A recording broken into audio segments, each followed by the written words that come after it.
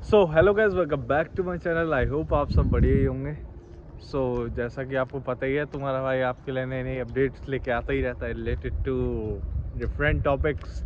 आज हम आपके साथ आ चुके हैं एक नए टॉपिक के साथ, और जो कि है बहुत ही इम्पोर्टेंट आपके लिए अगर आप मेरी वीडियोस देखते हो ऑन विजिटर वीज़ा। आपको पता ही है कि अगर आप विजिटर वीज़ा पे आने की प्लानिंग कर रहे हो या जिनका विजिटर वीज़ा आ चुका है, उनके लिए एक चीज़ उन्हें पता होना बहुत ज़्यादा इम्पोर्टेंट है, जो हम आज डिस्कस करने वाले हैं इस वीडियो में। उससे पहले मेरी वीडियो को लाइक शेयर कमेंट कर देना, और हम बात करते हैं कि क्या है वो टॉपिक जो इतना इंटरेस्टिंग होने वाला है आपके लिए और बहुत ही इम्पोर्टेंट होने वाला है।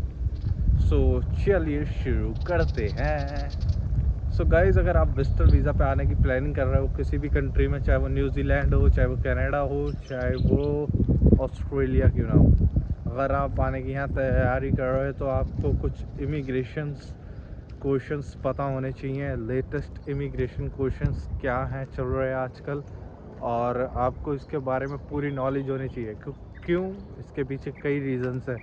आपने कुछ टाइम पहले सुना होगा कि बहुत लोग डिपोर्ट हो रहे हैं एयरपोर्ट से। क्यों हो रहे थे वो?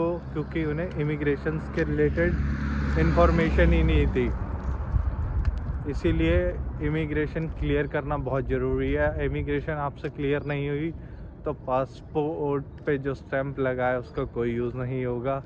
चाहे आपके पास ई वीज़ा है, वो एक पेपर ही बन के रह जाएगा। तो उस स्टैंप का अगर आपको इस्तेमाल करना है तो आपको ये क्वेश्चंस पता होने चाहिए, क्योंकि अगर ये क्वेश्चंस आपको नहीं पता होंगे तो आपको इमिग्रेशन क्लियर करने में बहुत ज़्यादा दिक्कत हो सकती है। तो इसीलिए आपको ये इम्पोर्टेंट इमिग्रेशन क्वेश्चन पता होने चाहिए, जो मैं आपके साथ शेयर करने वाला हूँ। अपना एक्सपीरियंस भी शेयर करूँगा।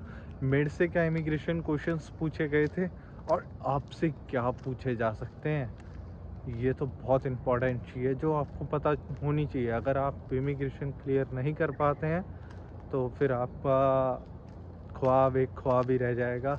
और आपको पता ही है, जब बंदा एयरपोर्ट से वापस जाएगा तो क्या रिग्रेट होता है, आप अच्छे से जानते हो उसके बारे में।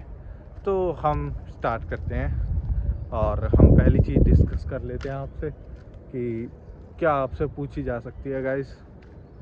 सबसे पहले बात कर लेते हैं इंडिया और पाकिस्तान के बारे में बात करेंगे, चाहे नेपाल की बात हो। भाई, अगर आप जब भी अपनी कंट्री से दूसरी कंट्री में मूव करते हैं, सबसे पहले आपकी इमिग्रेशन आपकी अपनी कंट्री में होती है। आपकी अपनी कंट्री में कुछ क्वेश्चंस पूछे जाते हैं, पुटअप होते हैं एयरपोर्ट पे। जब हम बोर्डिंग पास लेने जाते हैं वहाँ हमसे पूछा जाता है कि भाई क्या रीज़न है, आप क्यों जा रहे हो बाहर। कुछ कंट्रीज़ पूछती हैं इसके बारे में भाई कि कहाँ जा रहे हो, क्या करने जा रहे हो। आपको आपके रीज़न पता होने चाहिए कि आप वहाँ पढ़ाई करने जा रहे हो। वो इंग्लिश में पूछेगा। चलो, आप अपने एयरपोर्ट पे तो नहीं पूछेगा, आपकी होम लैंग्वेज में ही पूछेगा वहाँ पे तो, कि क्या रीज़न है। वहाँ तुम बता सकते हो कि मैं अपनी स्टडी परस्यू करने जा रहा हूँ वहाँ पे, और हायर स्टडीज़ के लिए जा रहा हूँ। अपने कोर्स का नाम ज़रूर याद कर लेना, और अपने कॉलेज का नाम। ये बहुत ज़्यादा इम्पोर्टेंट चीज़ें हैं जो स्टूडेंट वीज़ा पे आ रहे हैं। जो विज़िटर पे आ रहे हैं उनके लिए ये चीज़ कोई भी इम्पोर्टेंट नहीं है। अगर आप स्पॉन्सर हो तो आपने बता देना है कि भाई मैं वहाँ से स्पॉन्सर हूँ और मैं अपने भाई से मिलने जा रहा हूँ, मैं पिछले 3-4 साल से मिला नहीं हूँ, या जो भी रीज़न आपने अपनी स्टेटमेंट ऑफ पर्पस में लिखा होगा उसको वहाँ क्लियर कर देना है। और अपनी रिटर्न टिकट और जाने की टिकट आपके पास दोनों होने चाहिए, क्योंकि ये आपका क्लियर करता है कि आप वापस आओगे। अगर आप रिटर्न टिकट नहीं लेके गए तो ये आपका डिपोर्टेशन का बहुत बड़ा रीज़न बन जाएगा। मैं आपको अभी बता दूं, क्योंकि इमिग्रेशन ऑफिसर दोनों टिकट्स देखता है एयरपोर्ट पे। अब जो दूसरा मेन क्वेश्चन आपसे पुटअप होगा ऑन बाय इमिग्रेशन ऑफिसर, दूसरा क्वेश्चन क्या पुटअप होगा जब आपने बता दिया कि भाई मैं अपने भाई से मिलने जा रहा हूँ। आपको एड्रेस वगैरह सारा कुछ उसके बारे में सारी इन्फॉर्मेशन होनी चाहिए, सारी डिटेल पता होनी चाहिए। आप कब कंट्री में एंटर हो रहे हो, कब वापस जाओगे, इसके बारे में एक एक चीज़ आपको पता होनी चाहिए। सो आपको अपना रीज़न क्लियर करना है इमिग्रेशन ऑफिसर के सामने, और टिकट्स आपके पास होनी चाहिए, जैसा कि मैंने आपको पहले बता ही दिया और मेंशन कर ही दिया है इस चीज़ में। और इमिग्रेशन ऑफिसर्स आपसे इतनी ज़्यादा डिटेल में इतना नहीं पूछता है, बस आपकी वो नॉलेज चेक करता है। अगर आप होटल बुकिंग पे जा रहे हो तो आपको होटल बुकिंग का, होटल्स के बारे में नाम पता होना चाहिए, कौन कौन सी जगह, अगर आपने स्टेटमेंट ऑफ पर्पस में कोई जगह लिखी है हम ये जगह एक्सप्लोर करेंगे, तो उन जगहों के नाम पता होने चाहिए आपको कि भाई हम ये जगह एक्सप्लोर करेंगे। सो वो चीज़ें आपको क्लियर करनी है। और आपको सबसे पहले तो अपना यही पता होना चाहिए आप कौन से वीज़े पे जा रहे हो। ये ना हो कि आप अपना वीज़ा ही नहीं जानते हो। बहुत लोग होते हैं जो बिना नॉलेज के ऐसे ही चले जाते हैं, और जब इमिग्रेशन ऑफिसर उनसे क्वेश्चंस पूछता है वहाँ बोलती बंद, तो ये बैग जो लेके जाते हो इन्हीं बैगों में बिठा के तुम्हें वापस भेज देंगे, वहीं से ही आपकी रिटर्न टिकट करा देंगे वो। सो इसीलिए अगर आप जब भी जाओ आप अपनी स्टेटमेंट ऑफ पर्पस पढ़ के जाओ, उसके बारे में पूरी फुल फ्लैज डिटेल लेके जाओ। आपको पता होना बहुत ज़्यादा इम्पोर्टेंट है।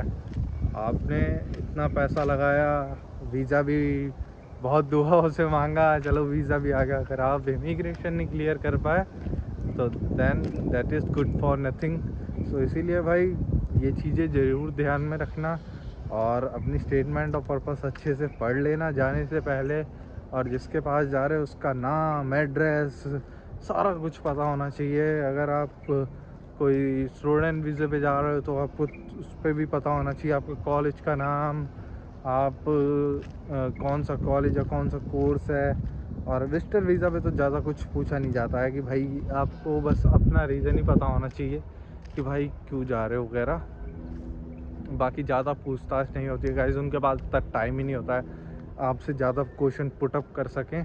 बस वो मेन चीज़ें देखते हैं, और आपसे बस ये भी पूछ लेंगे कि आप वापस कब जाओगे, तो वो आप रिटर्न टिकट दिखा देना कि भाई ये हमारी रिटर्न टिकट है और इस तारीख को हम कंट्री आउट कर देंगे, लीव कर देंगे। और बाकी ज़्यादा बोलने की इनके सामने ज़रूरत ही नहीं है, कॉन्फिडेंट रहना है, दैट्स ऑल। और ऐसे ही तुम्हारा भाई आपके लिए नई नई वीडियोस लेके आते रहेगा, और ऐसे ही आपको इन्फॉर्मेशन देते रहेगा गाइस। मेरे से भी यही चीज़ें पूछी गई थी और वही मैंने आपको यहाँ पे बता दी हैं। अगर आपको कोई भी डाउट हो इसके रिलेटेड तो कमेंट में मेंशन कर देना, तुम्हारा भाई आपको फटाफट जितनी जल्दी हो सके उतनी जल्दी रिप्लाई देगा। और वीडियो अच्छी लगी हो तो लाइक, शेयर, सब्सक्राइब और रेड वाला बटन दबा देना। घंटी नहीं दबाते हो तुम भाई की चैनल की, इसीलिए तुम थोड़ा पीछे चल रहे हो। बाकी यही चीज़ें हर कंट्री से पूछी जाती हैं, चाहे वो तुम कोई भी देश में चले जाओ, यही इमिग्रेशन क्वेश्चंस पूछे जाएंगे। अगर आप चाहते हो और डिटेल में बनाओ वो भी बना देंगे। टिल देन बाय बाय, और मिलते हैं हम नेक्स्ट वीडियो में। वाह।